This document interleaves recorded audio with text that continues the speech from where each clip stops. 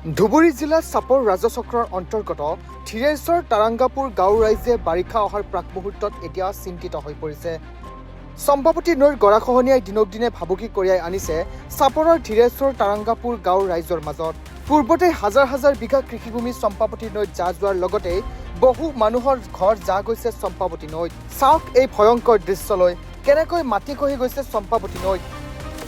সাংসদ মৌলানা বদৰুদ্দিন আজমলৰ তৰফৰ পৰা নদীটোৰ এফালে বাঁহৰে গৰাখহনীয়া ৰোধ কৰাৰ চেষ্টা কৰিছে যদিও গাঁওবাসীয়ে আজিলৈকে কোনো সুফল নোপোৱাৰ অভিযোগ। গাঁওবাসীয়ে বহুবাৰ সাংসদ মৌলানা বদৰুদ্দিন আজমল আৰু স্থানীয় বিধায়কক অৱগত কৰাৰ পিছতো ৰাইজৰ কথাৰ কোনো গুৰুত্ব দিয়া নাই বুলিও অভিযোগ উত্থাপন কৰে গাঁওবাসীয়ে। অৱশেষত সংবাদ মাধ্যমৰ জৰিয়তে চৰকাৰ তথা বিভাগীয় কৰ্তৃপক্ষক গৰাখহনীয়াৰ কবলৰ পৰা গাঁওবাসীক ৰক্ষা কৰিবলৈ জনাই অনুৰোধ। ঠাইখনৰ নাম হ'ল আমাৰ ধীৰেশ্বৰ তাৰাংগাপুৰ গাঁও পঞ্চায়তৰ অন্তৰ্গত তাৰাংগাপুৰ প্ৰথম খণ্ড গাঁও। আমি গৰাখহনীয়াৰ সমস্যাত পৰিছোঁ।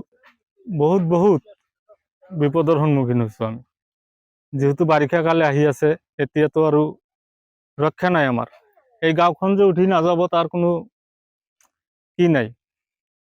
আমি আপোনালোকৰ জৰিয়তে চৰকাৰক আহ্বান জনাওঁ যে আমাৰ জলসিঞ্চন মন্ত্ৰী পীযুষ হাজৰিকা মহোদয়ক অনুৰোধ জনাওঁ যে তেওঁৰ কৰ্তৃপক্ষৰ দ্বাৰা তদন্ত কৰি যাতে আমাৰ এই গাঁওখন ৰক্ষা কৰে।